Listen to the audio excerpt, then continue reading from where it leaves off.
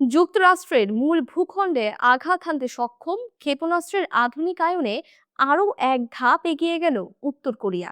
দেশটির নেতা Kim Jong উন নিজে উপস্থিত থেকে উচ্চ ক্ষমতা সম্পন্ন একটি সলিড ফুয়েল ইঞ্জিনের সফল পরীক্ষা চালিয়েছেন। উত্তর কোরিয়ায় রাষ্ট্রীয় সংবাদ মাধ্যম কেসিএনএ রবিবার এর তথ্য জানিয়েছে। প্রতিবেদনে বলা হয়, কার্বন ফাইবার উপাদানের তৈরি এই নতুন ইঞ্জিনের সর্বোচ্চ থ্রাস্ট 2500 কিলোটন। গত সেপ্টেম্বরে একই ধরনের ইঞ্জিনের পরীক্ষায় থ্রাস্ট ছিল 1971 কিলোটন, অর্থাৎ অল্প সময়ের মধ্যেই উল্লেখযোগ্য শক্তি বৃদ্ধি পেয়েছে।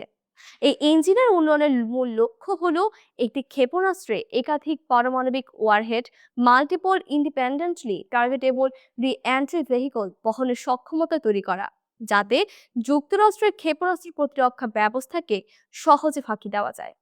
কিম জং উন এই পরীক্ষাকে দেশের কৌশলগত সামরিক সক্ষমতা বৃদ্ধির ক্ষেত্রে বিরাট তাৎপর্যপূর্ণ বলে অভিহিত করেছেন। কয়েকদিন আগে পার্লামেন্টে দেওয়া বক্তৃতায় তিনি উত্তর কোরিয়াকে একটি স্থায়ী পারমাণবিক শক্তিধর দেশ হিসেবে প্রতিষ্ঠার অঙ্গীকার পুনর্ব্যক্ত করেন। সেই সঙ্গে মধ্যপ্রাচ্যের চলমান যুদ্ধের প্রসঙ্গ টেনে যুক্তরাষ্ট্রকে বৈশ্বিক রাষ্ট্রীয় সন্ত্রাস ও আগ্রাসনের দায়ে অভিযুক্ত করে।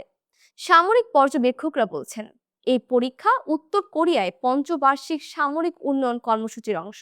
মূল লক্ষ্য আন্তঃমহাদেশীয় ব্যালিস্টিক ক্ষেপণাস্ত্র আইসিবিএম এর আধুনিকায়ন। সলিড ফুয়েল চালিত ক্ষেপণাস্ত্র তরল জ্বালানির তুলনায় অনেক দ্রুত উৎক্ষেপণ করা যায়, যা শত্রুপক্ষের জন্য শনাক্ত করা কঠিন করে তোলে।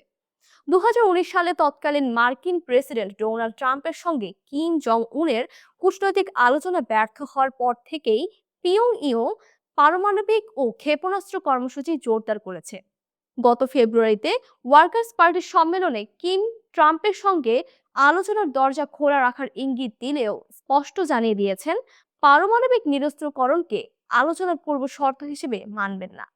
তবে বিদেশি বিশেষজ্ঞদের মতে এখনো দ্বিমত রয়েছে। অনেকে মনে করেন, বায়ুমণ্ডলে কোনো প্রবেশের সময় ওয়ারহেড সুরক্ষিত রাখার প্রযুক্তিগত চ্যালেঞ্জ উত্তর কোরিয়ার সামনে এখনো রয়ে গেছে। আবার কেউ কেউ দেশটির দীর্ঘদিনের অব্যাহত কর্মসূচির সাফল্য নিয়ে বেশ ইতিবাচক ধারণা পোষণ করেন। উত্তর কোরিয়ায় এই নতুন পরীক্ষা আবারও আন্তর্জাতিক উত্তেজনা বাড়িয়ে তুলতে পারে বলে আশঙ্কা করা হচ্ছে।